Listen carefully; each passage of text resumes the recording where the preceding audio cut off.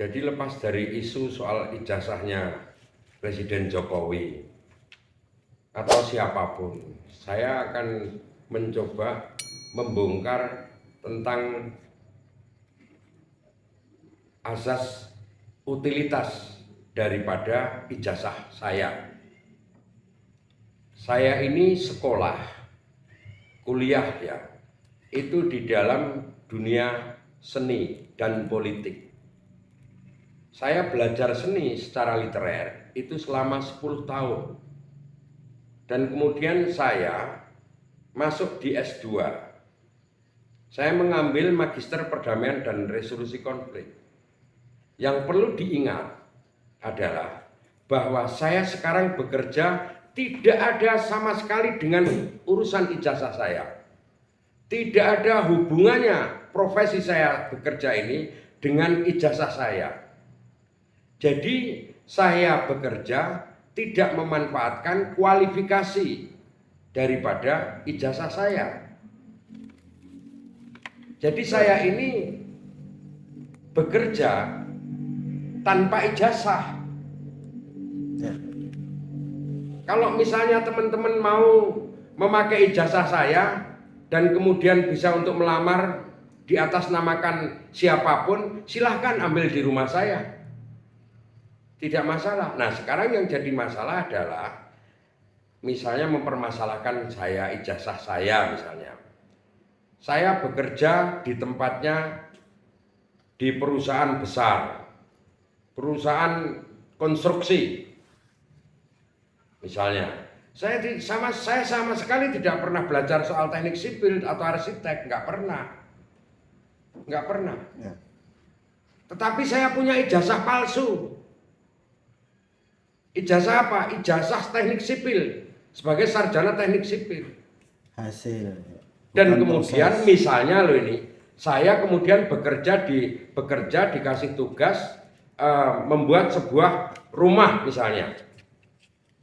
Membuat sebuah rumah. Dan kemudian rumah itu akhirnya jadi. Ya. Dengan kualitas sama seperti yang dibuat oleh sarjana teknik sipil.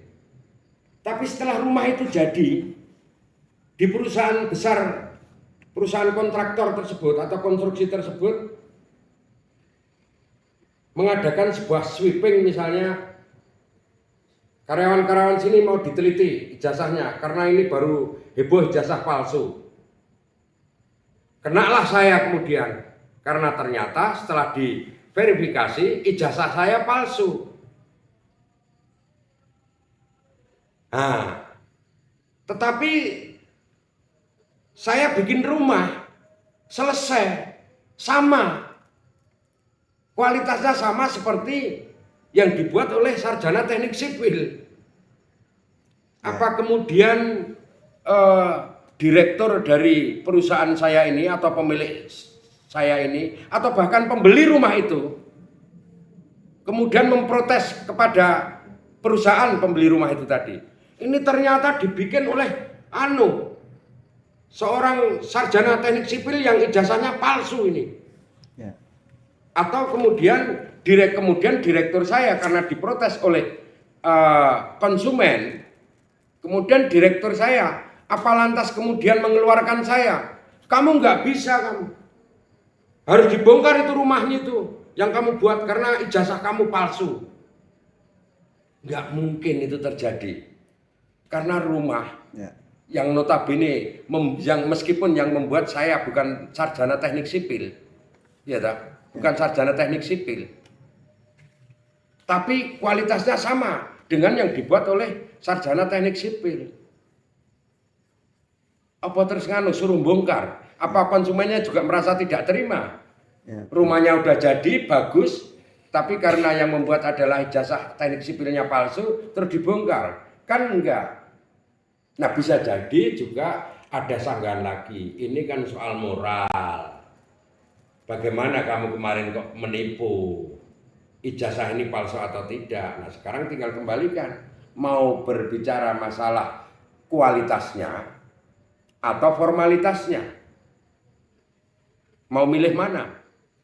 bangsa kita ini memilih formalitasnya atau memilih kualitasnya. Gitu loh.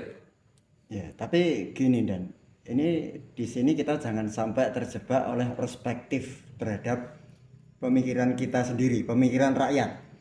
Ini kan yang dinyatakan atau menjadi sebuah masalah itu karena konstitusi bahwa untuk menjadi seorang presiden itu kita harus mempunyai ijazah asli minimal SMA. Ini yang dibicarakan di sini, konteksnya di sini.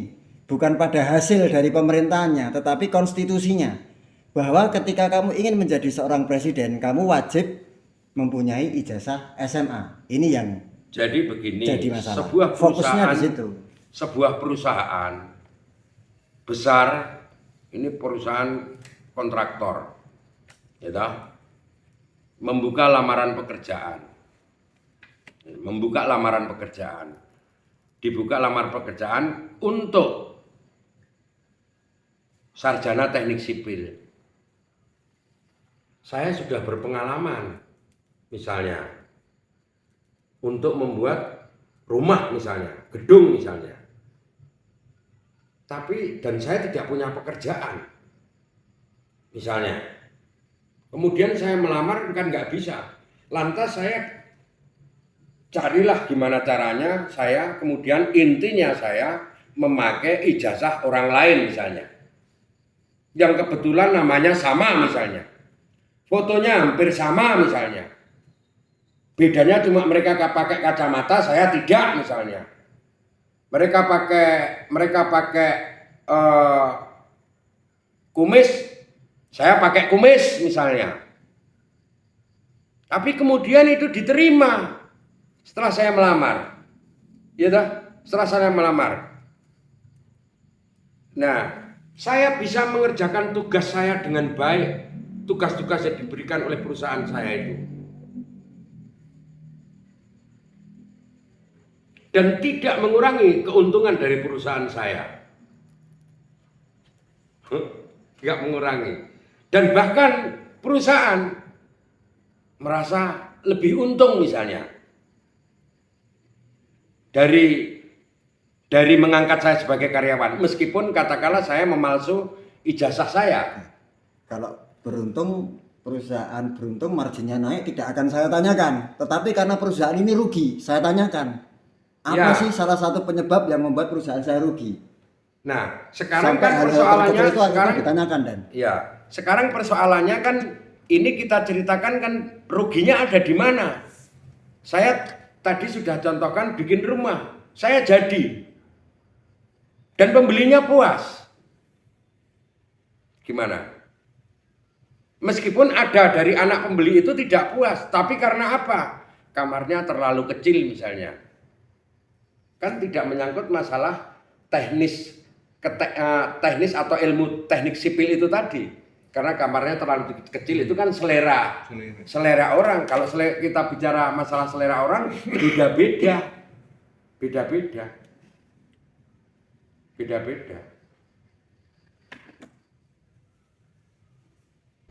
Kalau saya ini untuk bisa sampai ke presiden kan ternyata lolos kan. Mau ijazahnya palsu mau enggak ternyata lolos kan. Betul. Ya sudah. Lolos. Kemudian diketahui apalagi palsu misalnya. Apalagi verifikasi sudah berkali-kali. Waktu wali kota ijazah SMA ya gol wali kotane. Sekarang nyalono gubernur ya gol. Itu juga verifikasi SMA lagi gol ternyata. Presiden gol verifikasi. Periode kedua gol verifikasi. Kemudian ono ijazah palsu. Lah yang ngegol kepiye iki? Ya aku nggak mau tahu. Gitu. Nyatane mau ijazah aku palsu mau nggak nyatane gol kok dol. Ya jangan terus kemudian membatalkan semua karya-karya yang pernah saya buat. Rumah udah jadi lebih bagus, misalnya gitu loh. Delik apa? Delik penipuan. Ya kok sampai misalnya Kok sampai perusahaan tadi itu bukan dari penipu, jadi trik itu, smart itu, sebetulnya smart itu. Biar caranya saya naik motor harus ada syaratnya apa? SIM. Waduh, umur lagi 14 tahun. Padahal aku pintar naik motor deh. Nggak tak buat SIM palsu. Pokoknya kan syaratnya harus SIM kan. bahwa memalsukan apapun itu adalah tetap tidak baik gitu. Tetap tidak baik. Tetapi sekarang kita mau cari lacak formalitas atau kualitasnya. Kan nggak gitu. Bahwa kita ini semuanya tidak suka terhadap pemalsuan itu. Gitu loh. Ya kalau misalnya katakanlah itu palsu, tapi kemudian katakanlah Jokowi itu kemudian akhirnya bisa lolos menjadi presiden, yang salah bukan Jokowi, yang salah itu adalah KPU. Ya betul. Yang salah adalah KPU. Jokowi salahnya kenapa menipu? Ya betul. Gitu loh. Misalnya menipu, gitu loh.